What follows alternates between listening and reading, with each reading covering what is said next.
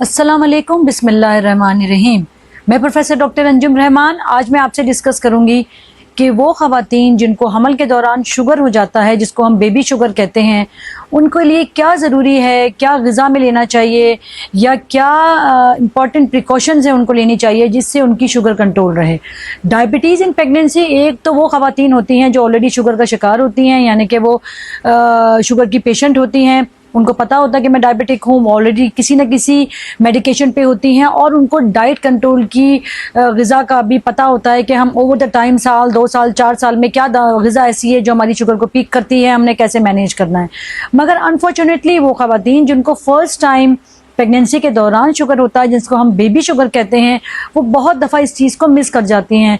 उनको बड़ा मुश्किल होता है कि वो कंट्रोल करें, जिससे अगर खुदा ना खास्ता फ़र्ज़ करें, इनफैक्ट ऐसा भी होता है कि बहुत सारी ख़वातीन ऑलरेडी शुगर की पेशेंट होती हैं, उनको नहीं पता होता कि वो शुगर की पेशेंट है, और जब वो प्रेग्नेंट होती हैं तो उनका बच्चा ज़ाया हो सकता है, बच्चा पेट में मर सकता है, बच्चा की ग्रोथ सही नहीं हो सकती, बहुत सारी कॉम्प्लिकेशन है। और शुगर, स्पेशली बेबी शुगर या ओवर द टाइम जो पेशेंट शुगर के मरीज़ हैं और उनकी शुगर कंट्रोल नहीं है, ये ना सिर्फ उनके बच्चे के लिए बहुत ख़तरनाक है बल्कि उनके लिए भी जानलेवा हो सकता है।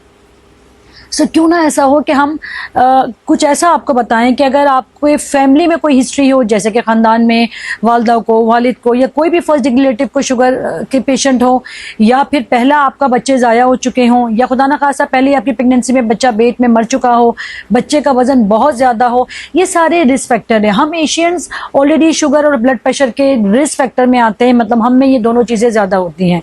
सो अगर आपको कोई भी ऐसे रिस्क फैक्टर है तो ज़रूरी है जब आप प्रेगनेंट हो, बल्कि कोशिश करें कि प्रेगनेंसी से पहले भी अपनी शुगर साल में एक दफ़ा तो चेक करवा लिया करें। अगर ऐसा नहीं है तो जैसे ही आप प्रेग्नेंट होती हैं आपने ज़रूर अपनी शुगर चेक करवानी है।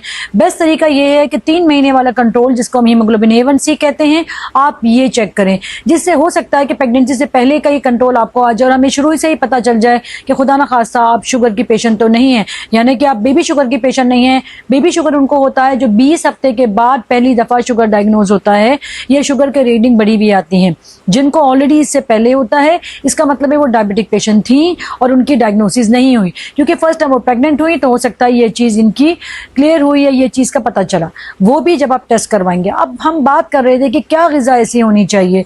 देखें जी, डायबिटीज़ या शुगर का मतलब ये नहीं है कि आप बिल्कुल खाना पीना छोड़ दें। आप हर चीज़ ले सकते हैं, मगर आपने एक बैलेंस डाइट लेनी है, आपने कार्ब्स को कम कर देना है। वैसे ही मैंने अपनी पिछली डिस्कशन में आपको बताया कि अगर आपको हेल्दी रखना है, शुगर आपकी लिए जहर है, आपकी दुश्मन है, और कार्ब्स को over the time cut down करें, कम से कम लें। कार्ब को ज़ीरो नहीं करना, मगर हेल्दी कार्ब्स लें, कार्बोहाइड्रेट्स लें, बल्कि उनको कम कर दें।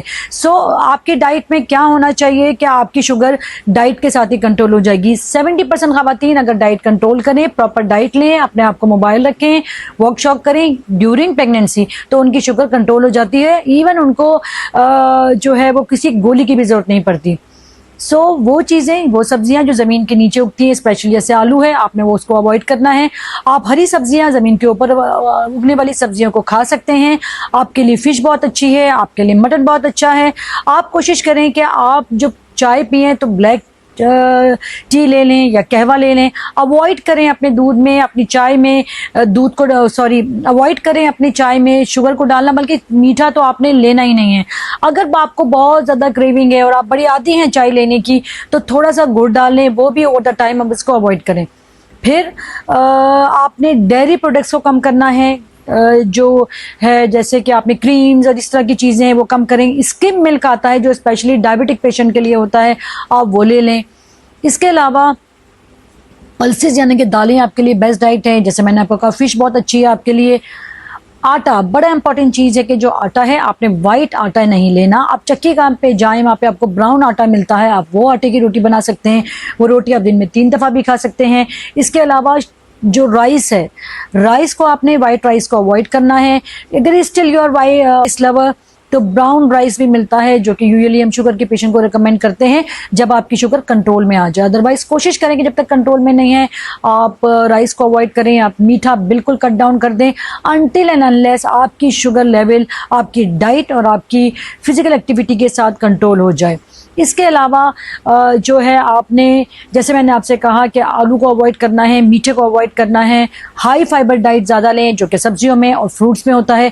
रोज़ाना आप एक केला ले सकते हैं, आपके लिए सेब बड़ा मुफीद है। जो मीठे फ्रूट्स होते हैं जैसे आम है वो आप नहीं ले सकते, मगर रोज़ाना एक केला आप ले सकते हैं, उसका कोई इशू नहीं है।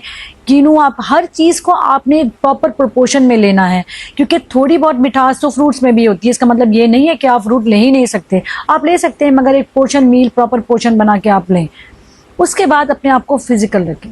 अगर आप इवन गुड डाइट कंट्रोल भी कर लेंगे और आप फिजिकल नहीं होंगे, आपका वजन बहुत ज़्यादा है, आप बैठे रहेंगी, आप काम नहीं करेंगी कि जी मुझे प्रेगनेंसी है, उसके बाद मुझे बेबी शुगर भी हो गई है, तो फिर आपकी शुगर कंट्रोल नहीं हो सकेगी और फिर लामोला आप इंसुलिन पे चले जाएंगे। दूसरा एक बड़ा मिसकंसेप्ट लोगों के अंदर है कि अगर हमने बेबी शुगर में इंसुलिन लगाई तो हमें ज़िंदगी भर इंसुलिन लगानी पड़ेगी। बहुत सारा ख़वातीन मेरे क्लिनिक में आती हैं और वो बड़ी परेशान होती है, किसी न किसी कॉम्प्लिकेशन पे एंड अप होने लगती हैं, बच्चे पेट में मर जाता है, या बच्चे की धड़कन कम होती है, बच्चे का साइज़ बहुत कम होता है या बहुत ज़्यादा होता है। प्रोबेबली होता ये है कि वो उनकी शुगर कंट्रोल नहीं होती और वो दवाएं लेने को अवॉइड कर रही होती हैं। ऐसा बिल्कुल भी नहीं है। बेबी शुगर जब तक आप प्रेग्नेंट होती हैं जब तक ही होता है, जब आप प्रेगनेंसी आपकी ख़त्म हो जाती है ज़्यादातर वो बेबी शुगर सही हो जाती है। इंपॉर्टेंट बात यह है आपकी कि आपने प्रेगनेंसी ख़त्म होने के बाद भी लाजिम अपने आप का शुगर का टेस्ट करवाना है। साल में एक दफ़ा आपका शुगर का टेस्ट ज़रूर होना चाहिए। वो वैसे भी हमारा मेडिकल चेकअप एक फास्टिंग शुगर से कोई इतना महंगा भी नहीं होता, आप करवा सकते हैं ताकि हमें पता चले कि ऐसा तो नहीं है कि जो आपका बेबी शुगर था वो आगे जाके कंटिन्यूस आप डायबिटिक की पेशेंट बन चुकी हैं।